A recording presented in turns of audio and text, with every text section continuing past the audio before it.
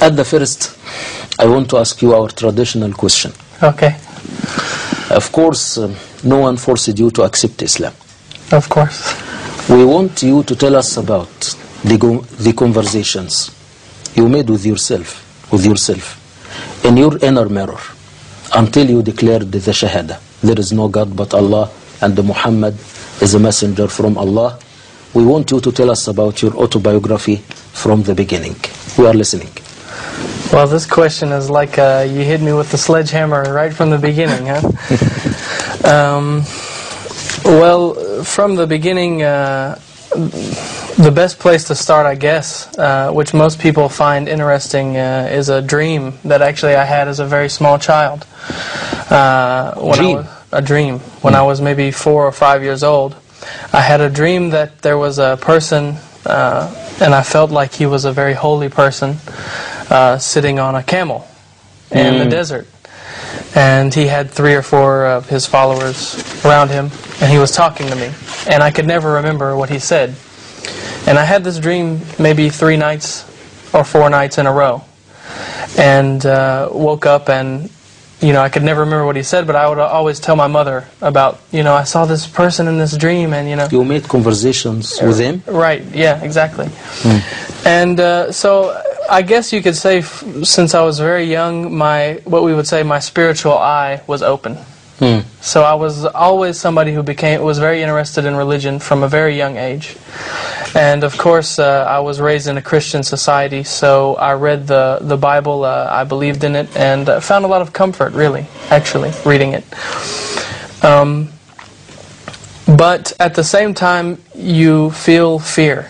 You feel afraid that there's so many religions, how do I know that this is correct?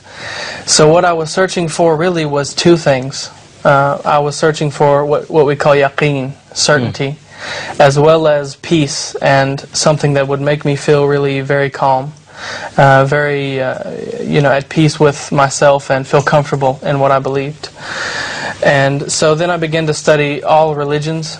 I bought a book on world religions and read it, and really I was searching. And as part of my searching, part of my working out the issues I was having, I would actually, it's kind of a funny story, I would kind of play like a practical joke on people in my school. And I would tell them that I converted to any religion just to make a joke with them, and then after 2 weeks or 3 weeks I would tell them it was just a joke, and haha, I fooled you, and so I had a friend that was kind of an accomplice in this, and he said to me one day, he said, why don't you become Muslim for a few weeks, as a joke, this will be funny, no one will believe that. And so I said, sure, why not, I'll be Muslim.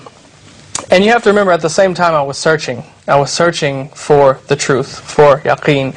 And this was one of my ways of working this issue out.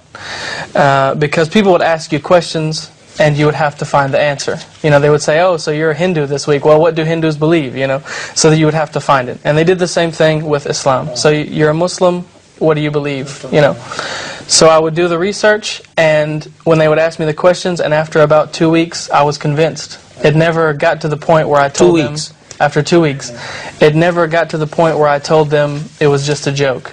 I was ready to become Muslim at that point. So, I want to ask you one more question. Okay. In your opinion, what is the complete meaning of Islam? Well, it's not just one thing, really. It's not one answer that I can give. It's something that it starts with a simple belief that you find is very encompassing, actually. It means a lot of things. For example, it's not uncommon to hear of any scholar who writes 20 pages just about Surah Al-Ikhlas, just 4 verses from Quran. But yet you find Surah Al-Ikhlas is very simple in its meaning.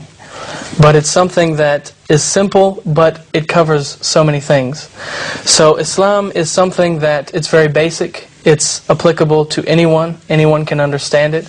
But it's also something that is very deep something that's very heavy, and that can affect people on several different levels, whether we're speaking about mentally, psychologically, logically, rationally, or spiritually, in matters of the heart, and so on. So it's a very big religion, like an ocean. What's your impressions when you are listening to Quran recited by others? The Quran is something that I play it in my house constantly, because it's something that it's like a natural sedative. It makes you feel so calm, and it makes me feel very secure, and it has a purifying effect on the soul, which you can recognize immediately. It's something that no Muslim actually has an excuse to have a bad day, or to have any bad feeling inside himself, because the Quran, you can listen to Quran or recite Quran and have that calming effect on your soul. Take that time out to remember Allah subhanahu wa ta'ala, and this is something that is very special. It's a very special thing about our religion. Alhamdulillah. I want to ask you one more question. How could Quran help you seeking the right path?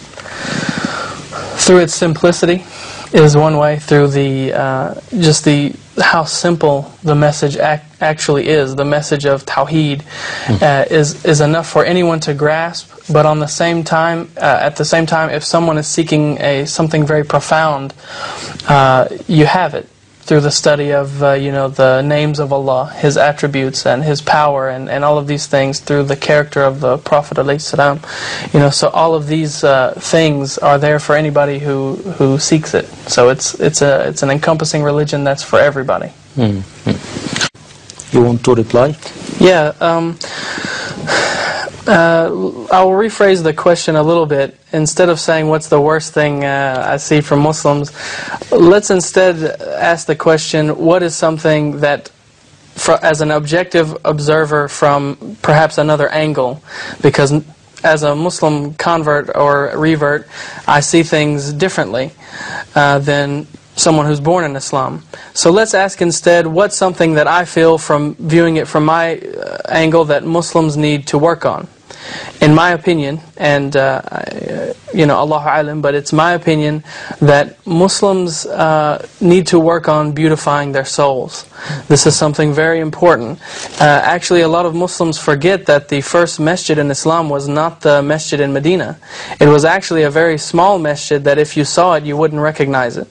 Because the first Muslims were not interested in having everything beautified on the outside. They were working very hard to beautify their inner soul, to purify their heart, and to make their inside beautiful. Because an inner change brings out outer results, and that's a fact. So this is the answer to the question from my angle, that we need to examine ourselves, and instead of asking Allah subhanahu wa ta'ala when His justice or mercy will come, we have no right really to ask Allah subhanahu wa ta'ala where is He, but He has every right to ask us where are we, where are you at. And this is something I've heard many Muslim scholars ask, and we need to pay attention to that question. Jazakallahu khairan. In 1 minute, in your opinion, in what way you can serve Islam in the future?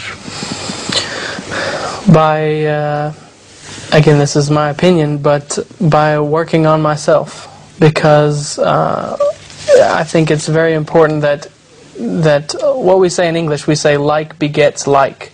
In other words, as you are, that's what you will produce, and that's what you will attract. And so I think if we can work as Muslims, and me especially, can work on the nafs, work on the ego, and work on getting rid of anger and envy and all of these things, relying on other than Allah subhanahu wa ta'ala. If we can work on that and you change yourself, you will see that the people around you start to change, and you will see that circumstances start to change.